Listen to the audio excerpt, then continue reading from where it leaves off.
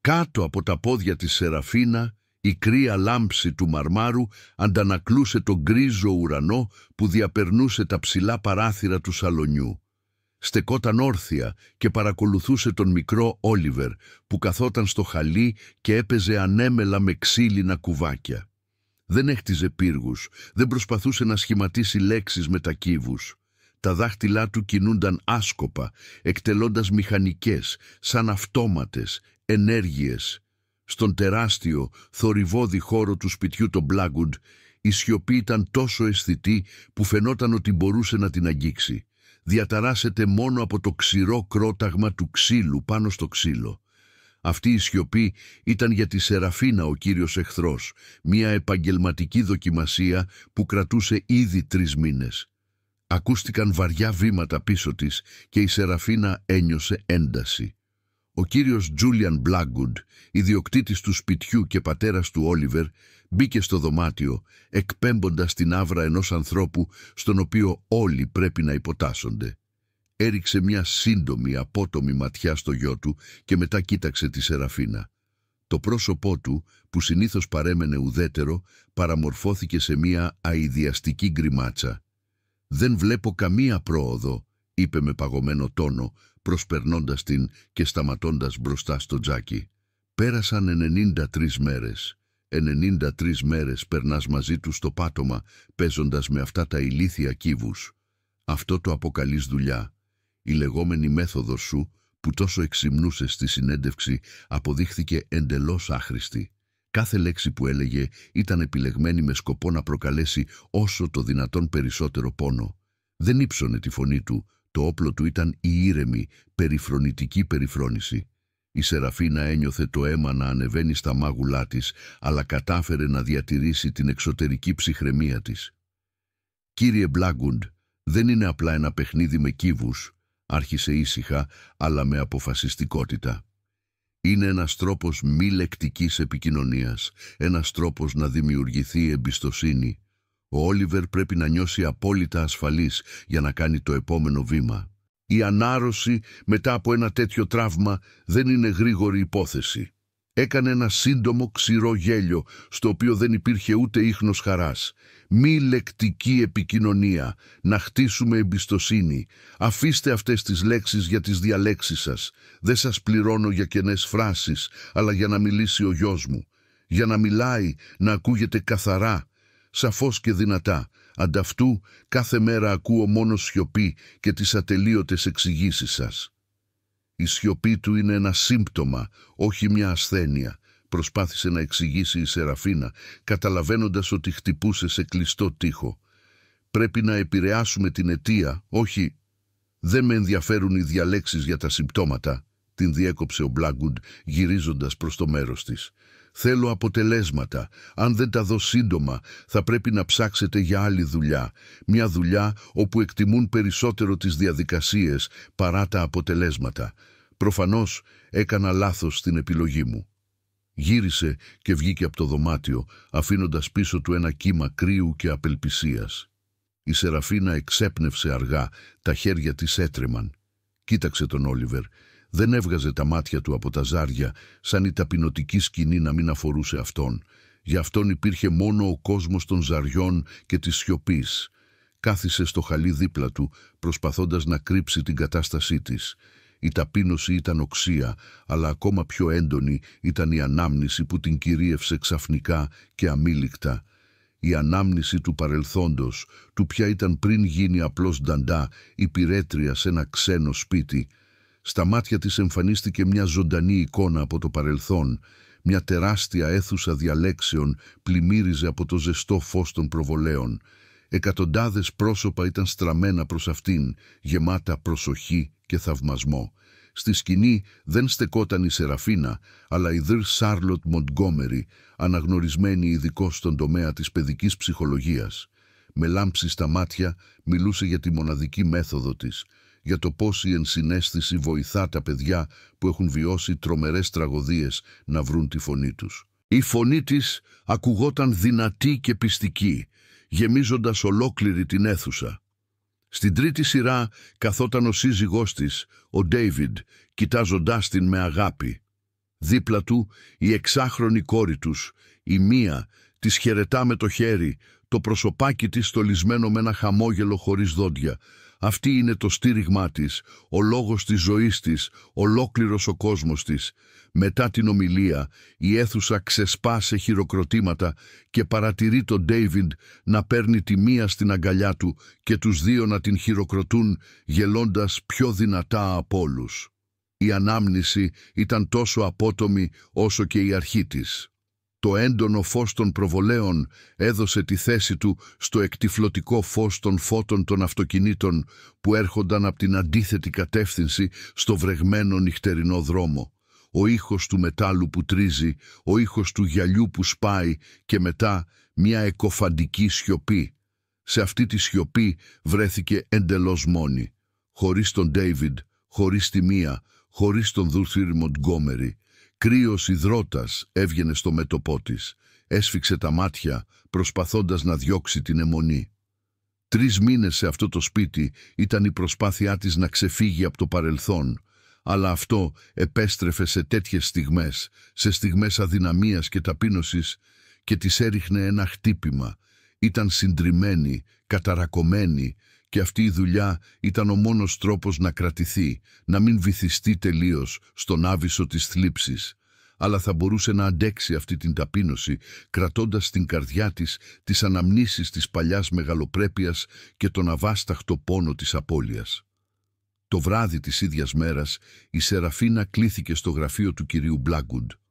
Αυτό το δωμάτιο, επιπλωμένο με σκούρο ξύλο και δέρμα, ήταν το καταφύγιό του, το μέρος όπου έπαιρνε σημαντικές αποφάσεις και έκανε εκτιμήσεις. Καθόταν στο ημίφος, φωτισμένος από ένα επιτραπέζιο φωτιστικό που έριχνε έντονες σκιές στο πρόσωπό του, τονίζοντας τα αυστηρά χαρακτηριστικά του. Δεν της πρότεινε να καθίσει. «Σας κάλεσα για να σας ενημερώσω για κάποια σχέδια», άρχισε χωρίς περιστροφές, ξεφυλίζοντας τα χαρτιά. «Μεθαύριο θα μας επισκεφτεί το Διοικητικό Συμβούλιο ενός επιφανούς ιδρύματος που ασχολείται με την ανάπτυξη των παιδιών. Εξετάζουν την υποψηφιότητά μου ως πιθανό μεγάλο φιλάνθρωπο». Η Σεραφίνα έμεινε σιωπηλή, ανίκανη να καταλάβει τι σχέση είχε αυτό με εκείνη. Ο Μπλάγκουντ την κοίταξε και στα μάτια του διάβασε μία ψυχρή υπολογιστικότητα. «Είναι πολύ ευαίσθητη σε θέματα φήμης. Πρέπει να με βλέπουν όχι μόνο ως επιχειρηματία που διαθέτει χρήματα, αλλά και ως άνθρωπο με άψογη φήμη, η οποία επεκτείνεται και στην οικογενειακή του ζωή. Καταλαβαίνεις τι εννοώ?» Το αργό νεύμα της προκάλεσε μια δυσάρεστη ανατριχύλα που της έτρεξε στην πλάτη. «Θα τους παρουσιάσω τον Όλιβερ», συνέχισε, επιλέγοντας προσεκτικά κάθε λέξη, «και δεν θα επιτρέψω στο γιο μου να δώσει την εντύπωση ότι είναι κατώτερο στα μάτια τους. Η σιωπή του σε αυτή τη συνάντηση δεν θα μείνει χωρίς συνέπειες για μένα. Θα είναι προσωπική ντροπή για μένα». Όλα βρήκαν τη θέση τους. Η δουλειά, η τύχη του αγοριού, το βαθύ του τραύμα, όλα αυτά αποδείχθηκαν απλώς στοιχεία του σκηνικού σε μια παράσταση που σκηνοθέτησε ο κύριος Μπλάγκουντ για το κοινό του. Δεν τον ενδιέφερε ο γιος του ως άνθρωπος, τον ενδιέφερε μόνο η εντύπωση που προκαλούσε. «Δεν μπορώ να πω ότι θα μιλήσει σε 2 μέρες», ψιθύρισε η Σεραφίνα. Η φωνή της ήταν πιο αδύναμη από ό,τι ήθελε. «Δεν μπορεί να επιταχυνθεί. Οποιαδήποτε πίεση μπορεί μόνο να επιδεινώσει». «Δεν με ενδιαφέρουν οι δυσκολίες σας», είπε ξηρά. «Με ενδιαφέρει μόνο ένα πράγμα. Παρουσία του Δρυμπνέριους Βάνς και του καθηγητή Θόρν. Ο γιος μου πρέπει να πει τουλάχιστον μερικές λέξεις. Αυτό είναι το μόνο που απαιτείται από εσάς». Σιωπήθηκε, αφήνοντας τα λόγια του να ηχήσουν. «Αν αυτό δεν συμβεί, θεωρήστε τη συμφωνία μας ακυρωμένη την ίδια στιγμή. Ελπίζω να ήμουν σαφής». Η απειλή απόλυσης, που το πρωί φαινόταν ακόμα μακρινή, τώρα είχε αποκτήσει σαφή περιγράμματα. Δεν ήταν πια απλώς ένα τελεσίγραφο, αλλά μια πραγματική απειλή, μια καταδίκη. Η άφιξη των υψηλόβαθμων επισκεπτών δεν ήταν για τη Σεραφίνα μια ευκαιρία, αλλά ένας ευθύς δρόμος προς την απώλεια του μοναδικού πράγματος που της είχε απομείνει, αυτής της ταπεινωτικής, αλλά που της εξασφάλιζε την επιβίωση, δουλειάς. Τι να κάνει τώρα? Η επόμενη μέρα εξελίχθηκε σε έναν μακρύ, έντονο μαραθώνιο. Η Σεραφίνα ένιωθε σαν να κρεμόταν μια δαμόκλειο σπάθη πάνω από το κεφάλι της. Κάθε σιωπή του Όλιβερ ακουγόταν στα αυτιά της σαν το χτύπημα ενός αόρατου ρολογιού που μετρούσε το χρόνο μέχρι την αναπόφευκτη αποτυχία της. Ο κύριος Μπλάγκουντ, αγνοώντας την, ήταν όμως αισθητός σε κάθε γωνιά του σπιτιού, σαν ένα διαπεραστικό κρύο ρεύμα. Δεν είχε καμία αμφιβολία για την ήττα της και φαινόταν έτοιμος να την διώξει με θριαμβευτικό τρόπο. Η Σεραφίνα δοκίμασε όλες τις μεθόδους από το παλιό επαγγελματικό της ρεπερτόριο. Χρησιμοποίησε κάρτες με ήχους, προσπάθησε να κινήσει το ενδιαφέρον του Όλιβερ τραγουδώντας απλές μελωδίες, διάβασε δυνατά ποίηματα με ρυθμική δομή που στο παρελθόν είχαν πάντα αποτέλεσμα στα πιο ντροπαλά παιδιά. Ωστόσο, ο μικρός παρέμενε αδιάφορος. Εκτελούσε πιστά τις εντολές της, κούναγε τις φιγούρες και κοίταζε τις εικόνες, αλλά τα μάτια του ήταν κενά και τα χείλη του σφιγμένα σε μια σφιχτή γραμμή. Το τείχος που είχε υψώσει γύρω του δεν ήταν απλώς μεγάλο, ήταν διαποτισμένο με παγωμένη ψυχρότητα. Το βράδυ, όταν οι δυνάμεις τους είχαν σχεδόν εξαντληθεί, η Σεραφίνα καθόταν με τον Όλιβερ στο δωμάτιό του. Αντί να προσπαθήσει να συνεχίσει τη θεραπεία, απλώς τον παρατηρούσε σιωπηλά. Ο Όλιβερ πλησίασε το παράθυρο και κοίταζε με κομμένη την ανάσα τον κήπο. Την προσοχή του τράβηξε μια παλιά μιλιά με ένα κουρνιάζον από το χρόνο σπιτάκι για πουλιά σε ένα κλαδί. Ο Μπλάγκουντ μπήκε στο δωμάτιο χωρίς να δώσει σημασία στο γιο του. Το βλέμμα του ήταν στραμμένο στη Σεραφίνα. «Αύριο το πρωί θα είναι εδώ», δήλωσε, με φωνή που δεν δεχόταν αντιρρήσεις. «Θέλω να καταλάβετε, αυτό δεν είναι παράκληση, αλλά διαταγή. Κάντε ό,τι χρειαστεί για να τον κάνετε να μιλήσει. Δεν με νοιάζει πώς θα το κάνετε, αλλά δεν θέλω να έχετε καμία σχέση με αυτό». Τα λόγια του ήταν η τελευταία σταγόνα που ξεχύλισε το ποτήρι της υπομονής της Σεραφίνα. Κάτι μέσα της έσπασε. Όλος ο πόνος, η ταπείνωση και η πικρία των τελευταίων μηνών συγκεντρώθηκαν σε ένα μόνο ισχυρό ξέσπασμα. Σηκώθηκε, κοιτάζοντας κατευθείαν στα κρύα μάτια του προϊσταμένου της. Ο φόβος της απόλυσης υποχώρησε, αφήνοντας τη θέση του στην επαγγελματική οργή και τη συμπάθεια για το παιδί, το οποίο χρησιμοποιούσαν απερίσκεπτα, σαν αντικείμενο. «Θα κάνω ό,τι μπορώ», απάντησε, και η φωνή της ακουγόταν αποφασιστική. «Αλλά όχι για εσάς και τη φήμη σας, για εκείνον». Κούνησε το κεφάλι προς τον Όλιβερ, που στεκόταν ακίνητος στο παράθυρο. Ο Μπλάγκουντ για μια στιγμή μπερδεύτηκε από την αφθάδη χειρονομία της, αλλά μετά απλώς γέλασε ειρωνικά και αποχώρησε. Η Σεραφίνα έμεινε μόνη, αντιμέτωπη με μια ακατόρθωτη αποστολή και την τυραννία ενός ανθρώπου που δεν γνώριζε όρια. Δέχτηκε την πρόκληση, αλλά θα μπορούσε να νικήσει. Το πρωί της αποφασιστικής ημέρας ήταν γεμάτο φασαρία. Οι υπηρέτες έτρεχαν στο σπίτι με επιμελή όψη, γυαλίζοντας τις ήδη άψογες επιφάνειες, και στην ατμόσφαιρα επικρατούσε μια πυκνή καυτή ένταση. Η Σεραφίνα πέρασε το πρωί με τον Όλιβερ, νιώθοντας μια αίσθηση αστάθειας, σαν να περπατούσε σε σκηνή πάνω από ένα βάραθρο. Όλες οι προσπάθειές της να σπάσει τη σιωπή του αποδείχθηκαν μάταιες. Ο μικρός ήταν δίπλα της, αλλά φαινόταν να βρίσκεται σε μία άλλη διάσταση, απρόσιτη για εκείνη.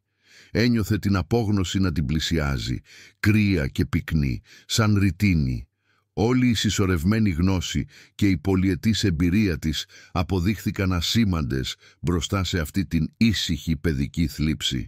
Απλώνοντας τις χρωματιστές κάρτες στο πάτωμα του δωματίου παιχνιδιών, η Σεραφίνα εκτελούσε μηχανικά τις ενέργειές της, μέχρι που το βλέμμα της έπεσε ξανά στον Όλιβερ.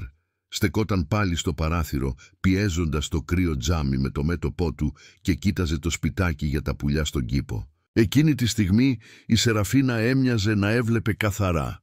Μια σκέψη, απλή και ιδιοφυής στην απλότητά της, την διαπέρασε. Όλο αυτό το διάστημα προσπαθούσε να σπάσει την άμυνά του από έξω, χρησιμοποιώντας επαγγελματικά εργαλεία, ενώ το κλειδί βρισκόταν μέσα, στη μνήμη του. Το τραύμα του Όλιβερ προκλήθηκε από το θάνατο της μητέρας του. Συνεπώς, ο δρόμος προς τη θεραπεία του έπρεπε να περάσει από αυτό που τον συνέδεε με αυτήν, από μια φωτεινή και ζεστή ανάμνηση, ικανή να ξεπεράσει τον τρόμο της απώλειας. Το σπιτάκι για τα πουλιά. Δεν το κοιτούσε απλά, δεν ήταν απλά ένα αντικείμενο, αλλά ένα σύμβολο που συνδέονταν στενά με κάτι σημαντικό στην ιστορία του. Κατάλαβε ότι δεν έπρεπε να βασίζεται στις γνώσεις της, αλλά να απευθυνθεί στα συναισθήματά του. Δεν έπρεπε να τον αναγκάσει να μιλήσει, αλλά να δημιουργήσει μια ατμόσφαιρα στην οποία ο ίδιος θα ήθελε να ανοίξει την καρδιά του. Ξαφνικά της ήρθε η έμπνευση. Ο σχέδιος σχηματίστηκε στο μυαλό της, σαφής και ξεκάθαρος. Δεν θα χρησιμοποιούσε πλέον τις κάρτες και τις ασκήσεις. Θα του προτείνει να πάνε στον κήπο, θα καθίσουν δίπλα στη μιλιά και θα κοιτάζουν σιωπηλά το σπιτάκι για τα πουλιά. Θα δημιουργήσει μια ατμόσφαιρα κοινής εμπειρίας, όπου θα μπορεί να νιώσει όχι σαν ασθενής, αλλά σαν ένα απλό αγόρι που κάθεται δίπλα σε έναν φίλο. Ήταν ένα ρυψοκίνδυνο βήμα, βασισμένο μόνο στην διαίσθησή της, αλλά δεν είχε άλλη επιλογή. Αλλά για να πετύχει το σχέδιο, της έλειπε ένα βασικό στοιχείο. Είχε δει το αντικείμενο, αλλά δεν γνώριζε το παρελθόν του. Τι συνέδεε τον Όλιβερ, τη μητέρα του και αυτό το παλιό σπιτάκι για πουλιά. Χωρίς αυτή την πληροφορία, η προσπάθειά της θα φαινόταν στο παιδί απλώς ως μία ακόμη άσκοπη πράξη. Χρειαζόταν αυτό το μοναδικό, ανεκτήμητο στοιχείο, την ίδια την ουσία της ανάμνησης. Πώς θα το έβρισκε? Αναζητώντας την απάντηση, η Σεραφίνα κατευθύνθηκε προς την κουζίνα. Η μυρωδιά φρεσκοψημένων αρτοσκευασμάτων γέμιζε τον αέρα, ενώ η Μαρία, η ηλικιωμένη οικονόμος, φρόντιζε με ήσυχη προσοχή το τραπέζι εργασίας. Τα μάτια της πάντα κοίταζαν τη Σεραφίνα με τρυφερή συμπάθεια. Η Μαρία ήταν η μόνη στο σπίτι που έβλεπε στη Σεραφίνα όχι απλώς μια υπηρέτρια, αλλά έναν άνθρωπο με συναισθήματα και εμπειρίες. Συγκεντρώνοντας το θάρρος της, η Σεραφίνα αποφάσισε να της θέσει την ερώτησή της απευθείας. «Μαρία, μπορώ να σου κάνω μια ερώτηση», άρχισε, προσπαθώντας να κρύψει το τρέμουλο στη φωνή της. «Αφορά τον Όλιβερ. Παρατήρησα ότι κοιτάζει συχνά το παλιό σπιτάκι για πουλιά που βρίσκεται στον κήπο». Σιωπή επικράτησε στην κουζίνα μόλις η Μαρία έκλεισε το μίξερ. Σκούπισε τα χέρια της στην ποδιά, κοιτάζοντας τη Σεραφίνα με τρυφερότητα. «Αχ, αυτή η κλουβή», αναστέναξε, και στα μάτια της πέρασε μια σκιά θλιβερής νοσταλγίας. «Είναι το μικρό κοινό μυστικό τους, της μαμάς και της κόρης. Την περασμένη άνοιξη την έφτιαξαν μαζί. Ο Όλιβερ της έδινε τα καρφιά και εκείνη ένωνε τις σανίδες. Γελούσαν μαζί. Εκείνη έλεγε ότι ήταν το σπίτι για τα κοτσίφια, τα αγαπημένα της πουλιά. Κάθε μέρα περίμεναν να έρθουν τα πουλιά και να το κάνουν σπίτι τους». Η καρδιά της Σεραφίνα χτυπούσε πιο γρήγορα. Αυτός ήταν το κομμάτι που έλειπε, που συμπλήρωνε το μοσαϊκό. «Περίμεναν?» ρώτησε σιγανά. Η Μαρία κούνησε το κεφάλι. «Δεν πρόλαβαν», είπε. «Συνέβη ένα ατύχημα. Από τότε ο Όλιβερ το κοιτάζει σχεδόν κάθε μέρα, σίγουρα περιμένοντας κάτι». Η οικονόμος σκέφτηκε για μια στιγμή και μετά κατευθύνθηκε προς μια μικρή βιβλιοθήκη που βρισκόταν στη γωνία. Από εκεί έβγαλε ένα μικρό, ελαφρώς φθαρμένο βιβλίο με μπλε εξώφυλλο. Στο εξώφυλλο ήταν τυπωμένο «Τα πουλιά της περιοχής μας». «Ορίστε», είπε η Μαρία, δίνοντας το βιβλίο στη Σεραφίνα. Αυτό είναι το βιβλίο της. Το είχε ήδη δείξει στον Όλιβερ για να του δείξει πώς είναι τα κοκκινολέμη. Στο βιβλίο έχουν μείνει ακόμη και οι σημειώσεις της. Με δέος, η Σεραφίνα άνοιξε το βιβλίο. Ο τίτλος, που απεικόνιζε ένα μικρό πουλάκι με πορτοκαλί στήθος, ήταν υπογραμμισμένος με μολύβι και κάτω, στα περιθώρια, με μια κομψή γυναικεία γραφή, ήταν γραμμένη η λέξη «δικά μας». Εκείνη τη στιγμή, στα χέρια της δεν βρισκόταν απλώς ένας τόμος, αλλά το κλειδί για τα μυστικά της παιδικής ψυχής. Το ανεκτήμητο στοιχείο είχε βρεθεί. Μακριά ακούστηκε ο ήχος ενός αυτοκινήτου που πλησίαζε. Η επιτροπή είχε φτάσει. Η Σεραφίνα κράτησε σφιχτά το βιβλίο, προετοιμαζόμενη για την τελευταία καθοριστική για το μέλλον της συνεδρία. Ποια θα ήταν η αντίδρασή της? Ο τέλεια κουρεμένος χορτοτάπητας μπροστά από το σπίτι μετατράπηκε σε χώρο για μία άτυπη συνάντηση. Οι καλεσμένοι κάθισαν σε πλεκτές καρέκλες. Μια κομψή γυναίκα με έντονο βλέμμα, η γιατρός Ιζαμπέλ Βάνς, και ένας σοβαρός άνδρας με γκρίζα μαλλιά στα κρόταφα, ο καθηγητής Μάρκους Θόρν. Ο κύριος Μπλάκγκουντ, προσπαθώντας να προσποιηθεί τον φιλόξενο οικοδεσπότη, στεκόταν δίπλα τους, αλλά οι τεταμένες κινήσεις και η στάση του προδίδουν την εσωτερική του αναστάτωση. Με ένα νεύμα του, η Σεραφίνα προσκάλεσε τον Όλιβερ στον κήπο. Αντί να τον συστήσει στους καλεσμένους, ακολουθώντας το σχέδιό της, τον οδήγησε σε μια παλιά μιλιά και κάθισε στο γρασίδι, προσκαλώντας τον μικρό να καθίσει δίπλα της. Ο Όλιβερ υπάκουσε και κάθισε δίπλα της. Το βλέμμα του αμέσως έπεσε πάνω σε ένα σπιτάκι για πουλιά. Τα λεπτά τράβηξαν, μετατρέποντας σε ατέλειωτα. Μια αμήχανη σιωπή επικράτησε στον γκαζόν, την οποία παρακολουθούσαν με ενδιαφέρον ο Δίσκαρ Βάνς και ο καθηγητής Θόρν. Το πρόσωπο του κύριου Μπλάκγκουντ γινόταν όλο και πιο σκοτεινό. Δεν μπορούσε να δεχτεί την αδράνεια της Σεραφίνα ως θεραπευτική τεχνική, θεωρώντας την ως άμεση σαμποτάζ.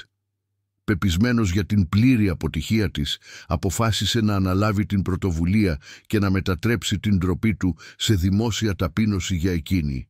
Η οργή παραμόρφωσε την έκφρασή του. Με απότομα, γρήγορα βήματα διέσχισε τον γκαζόν και πλησίασε τη Σεραφίνα. Χωρίς να πει ούτε ένα λόγο, την άρπαξε βίαια από το χέρι και την σήκωσε απότομα.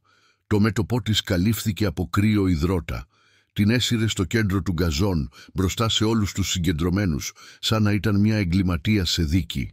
«Ορίστε», είπε, σπρώχνοντάς την στην άκρη. «Ορίστε ο λόγος της αποτυχίας μου, μια γυναίκα που σε 3 μήνες δεν πέτυχε κανένα αποτέλεσμα. Μπορείτε να την θεωρήσετε απολυμένη από αυτή τη στιγμή». Αφήνοντας το χέρι της, άφησε τη Σεραφίνα να στέκεται μόνη κάτω από τα έκπληκτα βλέμματα του δρυμερίσιου Βάνς και του καθηγητή Θόρν. Τα μάγουλά της καίγαν από ντροπή.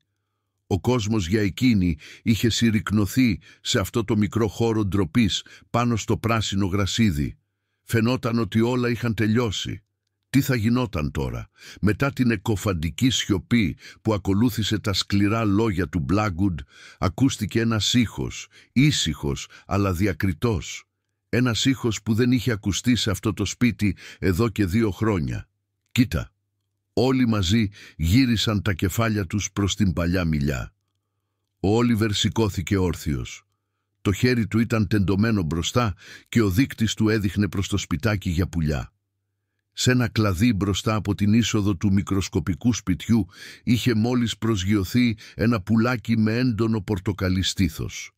Το πρόσωπο του αγοριού στράφηκε προς τη Σεραφίνα και η κενότητα στα μάτια του εξαφανίστηκε. Τα μάτια του άναψαν. Την κοίταξε με οικεσία και ελπίδα, προφέροντας τη δεύτερη καθοριστική λέξη. «Μαλίνκα». Έγινε μια ξαφνική ανατροπή. Η τεταμένη ατμόσφαιρα, σαν συσσωρευμένη ενέργεια, έσπασε. Ο Δόκτωρ Βάνς και ο καθηγητής Θόρν σηκώθηκαν ταυτόχρονα από τις θέσεις τους. Στα πρόσωπά τους δεν αντανακλούσε απλώς έκπληξη, αλλά βαθιά συγκίνηση, συνυφασμένη με επαγγελματικό ενθουσιασμό. Η προσοχή τους στρεφόταν από το μικρό στη Σεραφίνα, προσπαθώντας να κατανοήσουν το θαύμα που είχε συμβεί. Ο κύριος Μπλάκγκουντ πάγωσε, το πρόσωπό του παραμορφώθηκε από έκπληξη και σοκ. Δεν μπορούσε να πιστέψει αυτό που άκουσε. Ο καθηγητής Θόρν, ξεπερνώντας την αρχική του έκπληξη, πλησίασε μερικά βήματα τη Σεραφίνα. Δεν την κοίταζε με υπεροψία, σαν πρώην υπηρέτρια, αλλά με σεβασμό, σαν συνάδελφο που είχε καταφέρει κάτι απίστευτο. Αυτή η προσέγγιση άρχισε με φωνή γεμάτη έκπληξη. Η δημιουργία ενός ασφαλούς χώρου με τη βοήθεια ενός κοινού συναισθηματικού αγκυροβόλιου και όχι με άμεση παρέμβαση είναι μια πραγματικά λεπτή προσέγγιση. Μου θυμίζει το έργο ενός ερευνητή. Το βλέμμα του έμενε σταθερά στο πρόσωπό της, σαν να προσπαθούσε να βρει κάτι στη μνήμη του. Στα μάτια του άναψε μια λάμψη, σαν μια αναλαμπή αναγνώρισης. Μήπως την αναγνώριζε? Η Βάνς υποστήριξε την ιδέα του συναδέλφου της. Πλησίασε, Το έντονο βλέμμα της έτρεξε στο πρόσωπο της Σεραφίνα, προσπαθώντας να συνθέσει τα ξεχωριστά κομμάτια της πληροφορίας. «Η μέθοδος της ενσυναίσθητης σύνδεσης», ψιθύρισε με δέος στη φωνή της. «Η δημιουργός του είναι η Δίρυρ Σάρλοτ Μοντγκόμερι. Αλλά πώς είναι δυνατόν? Όλοι πιστεύουν ότι πέθανε σε εκείνο το τρομερό ατύχημα πριν από 2 χρόνια μαζί με όλη την οικογένειά της». Στη σιωπή που επικράτησε μετά τα λόγια του Δούρθερ Βάνς, κάθε του φράση ακουγόταν σαν χτύπος γκόγκ. Τα βλέμματα όλων των παρευρισκόμενων, ακόμη και του έκπληκτου Μπλάγκουντ, στράφηκαν προς τη Σεραφίνα. Η Νταντά, ταπεινωμένη και στέκοντας στη μέση του γκαζόν, βρέθηκε ξαφνικά στο επίκεντρο της προσοχής, αλλά όχι για το λόγο που είχε συνηθίσει. Το βάρος της ανωνυμίας που έφερε για τόσο καιρό είχε γίνει πολύ βαρύ. Η Σεραφίνα πήρε μια βαθιά ανάσα, σήκωσε το κεφάλι και κοίταξε κατευθείαν το γιατρό Βάνς. «Το πλήρες όνομά μου», ψιθύρισε, αλλά τα λόγια της ακούστηκαν καθαρά σε όλο τον κήπο. «Σεραφίνα Σάρλοτ Μοντγκόμερι». Δεν ήταν ομολογία, αλλά απλώς μια διαπίστωση ενός γεγονότος που ανέτρεψε τα πάντα. Ο σοκ που κατέλαβε τους καλεσμένους έδωσε τη θέση του σε απόλυτη, σιωπηλή θαυμασμό. Ο θρύλος που θεωρούσαν ότι είχε χαθεί τραγικά στεκόταν μπροστά τους ντυμένη με στολή υπηρέτριας. Ο κύριος Μπλάγκουντ την κοίταζε σαν να έβλεπε φάντασμα. Στα μάτια του αντανακλούσαν η σύγχυση, ο φόβος και αργότερα η αβοήθητη συνειδητοποίηση του ποια ήταν πραγματικά η γυναίκα που είχε προσβάλει τους τελευταίους 3 μήνες. Εκείνη τη στιγμή η Σεραφίνα ανέκτησε όχι μόνο το όνομά της, αλλά και την αξιοπρέπειά της. Τώρα είχε ανακτήσει την ταυτότητά της, το παρελθόν και το μέλλον της. Αλλά πώς θα επηρέαζε αυτή η μεγάλη ανακάλυψη τη ζωή της? Η πρώτη που βγήκε από την κατάπληξη ήταν η Δίρθυρ Βάνς. Δεν έδωσε καμία σημασία στον ακινητοποιημένο Μπλάγκουντ και πλησίασε τη Σεραφίνα κρατώντας την σφιχτά από τα χέρια. Το άγγιγμά της ήταν γεμάτο ζεστασιά και σεβασμό. «Δόκτωρ Μοντγκόμερι», ψιθύρισε με φωνή που έτρεμε από την συγκίνηση. «Το να σας βρούμε είναι απίστευτη τύχη για όλους μας.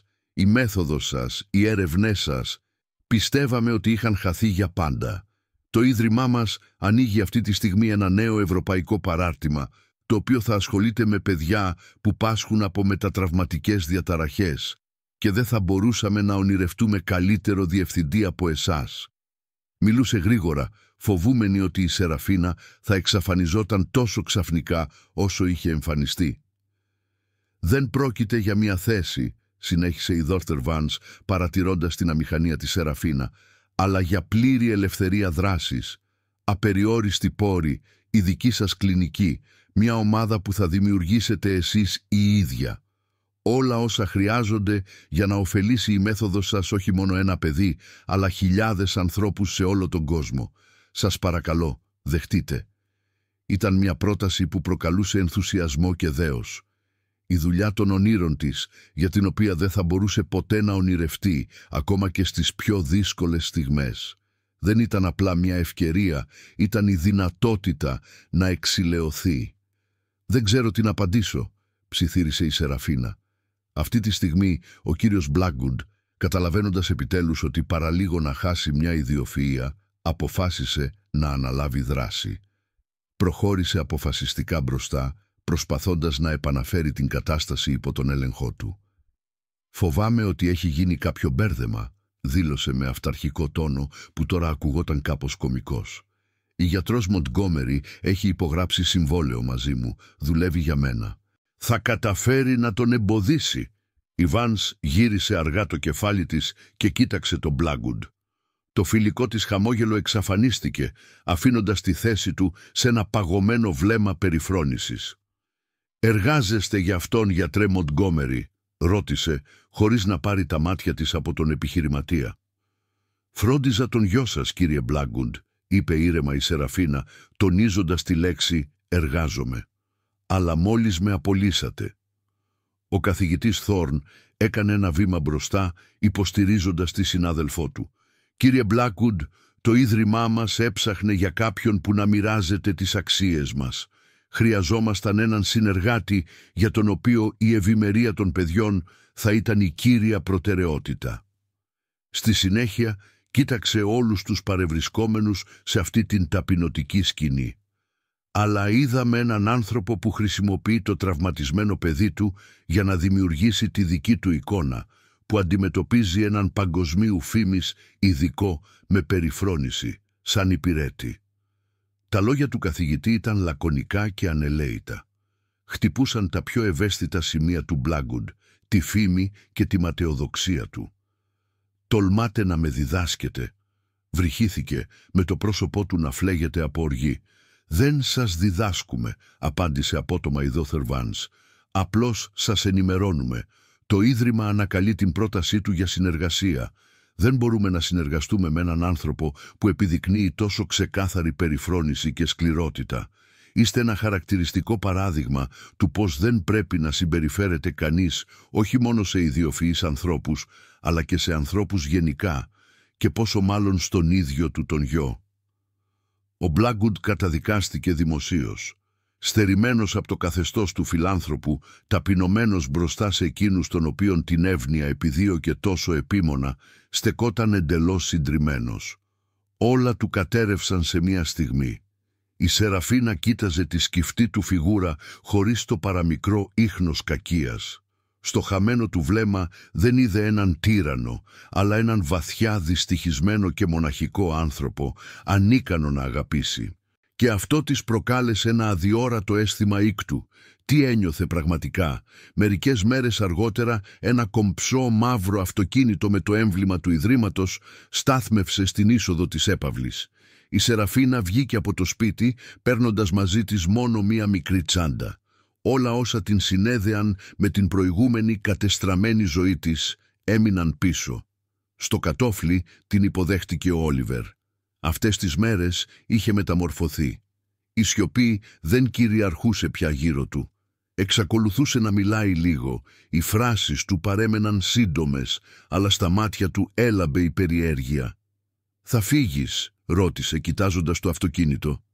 «Ναι, γλυκέ μου», απάντησε απαλά η Σεραφίνα σκύβοντας μπροστά του. «Θα έρθουν νέοι φίλοι, υπέροχοι γιατροί που θα παίζουν μαζί σου». Η Μαρία, κοιτάζοντάς την με ήσυχη χαρά και δάκρυα στα μάτια, πλησίασε και πήρε το φάκελο με τις συστάσεις. «Σας ευχαριστώ», ψιθύρισε η οικονόμος, «για όλα όσα κάνατε». Η Σεραφίνα αγκάλιασε τον Όλιβερ για τελευταία φορά. Αυτός την αγκάλιασε σφιχτά και ψιθυρίζοντας το αυτί της είπε «Μην ξεχάσεις να έρθεις ξανά, να δεις τα βατόμουρα». Ένα αίσθημα ζεστασιάς κατέκλυσε την καρδιά της Σεραφίνα. Μπήκε στο αυτοκίνητο και αυτό ξεκίνησε απαλά. Το αρχοντικό του Blackwood, που ήταν για εκείνη ταυτόχρονα φυλακή και τόπος κάθαρσης, μικραίνε στο καθρέφτη του πίσω καθίσματος, μέχρι που χάθηκε πίσω από μια στροφή. Μπροστά της την περίμενε ένας νέος δρόμος, που οδηγούσε σε μια ζωή όπου ο βαθύτερος πόνος της είχε μετατραπεί σε ισχυρή δύναμη. Οδηγούσε προς ένα μέλλον όπου το ταλέντο της θα βοηθούσε όχι μόνο ένα παιδί, αλλά χιλιάδες, επιστρέφοντάς τους τις χαμένες φωνές που τους είχε στερήσει η τραγωδία.